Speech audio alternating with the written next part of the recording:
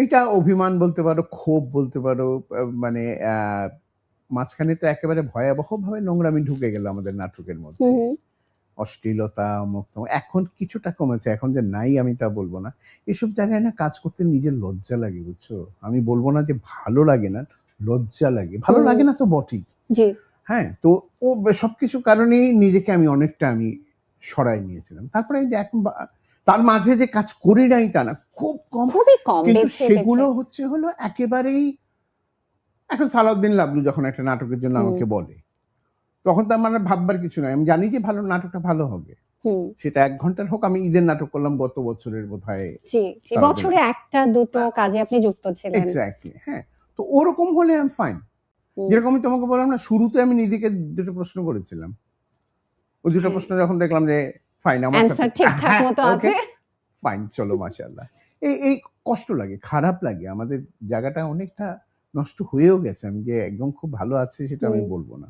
কারণ আপনারা আসলে যে ক্লাসিক কাজগুলোর মাধ্যমে আসলে আমাদেরকে যে কাজগুলো উপহার দিয়েছিলেন, মঞ্চ, টেলিভিশন, সিনেমা সবখানেই তো আসলে সেই কাজের মানটা সেভাবেই বজায় ছিল। এটা তো বিনোদন প্লাস মানে শিক্ষার একটা ব্যাপার ছিল। এক্সাক্টলি। পারিবারিক বন্ধন, ভালোবাসা এন্ড অফ সবকিছু। দ্য ডে নাটক শেষ হলো বা ফিল্ম শেষ হলো, তুমি কিন্তু একটা ইনফরমেশন পাচ্ছ। হুম, তুমি সমাজকে কিছু দিচ্ছ, তোমার পরিবারের জন্য, নিজের জন্য সেই নাটক বা ফিল্মের থেকে পাচ্ছ। এখন কোথায়? হুম। বলো? এখন তো খুব না। কম। হচ্ছে না যে তা না।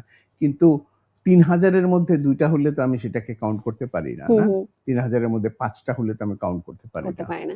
এখন জায়গাগুলা আর কি সব ব্যাপার হয়ে গেছে। আমি শুনলাম সেদিন যে আমাদের এক সিনিয়র আর্টিস্ট বলছেন যে অ্যাসিস্ট্যান্ট ডিরেক্টর ফোন করছে। ফোন করে ওনাকে বলছে যে উনি ফিজিক্যালি ফিট আছে কিনা ওনাকে বাসায় দেখতে যাবে, তারপরে কাস্ট করবে। আচ্ছা। এটা কোন নোংরামি? হুম, হুম। আমাকে বলে এটা কোন নোংরামি? এগুলো হচ্ছে আরকি। এনিওয়ে, হুম। যাই হোক। সেটা আসলে হ্যাঁ, দুঃখজনক। সেই বিষয়গুলো আসলে আমরা চাই না কেউ এরকম থাকুক। আমরা আপনাদের কাছ থেকে ভালো কাজই চাই। সেটাই আমাদের আসলে মূল ফোকাস থাকা উচিত। তবে এই যে যেমন ফুলগাঁওয়ের কথা আপনি বলছিলেন, হ্যাঁ, হ্যাঁ, হ্যাঁ। সালাউদ্দিন লাবলুর এই কাজটি কবে পাবো আমরা? কবে দেখবো আবার নতুন কোন আমরা তো চরিত্রে আপনাকে?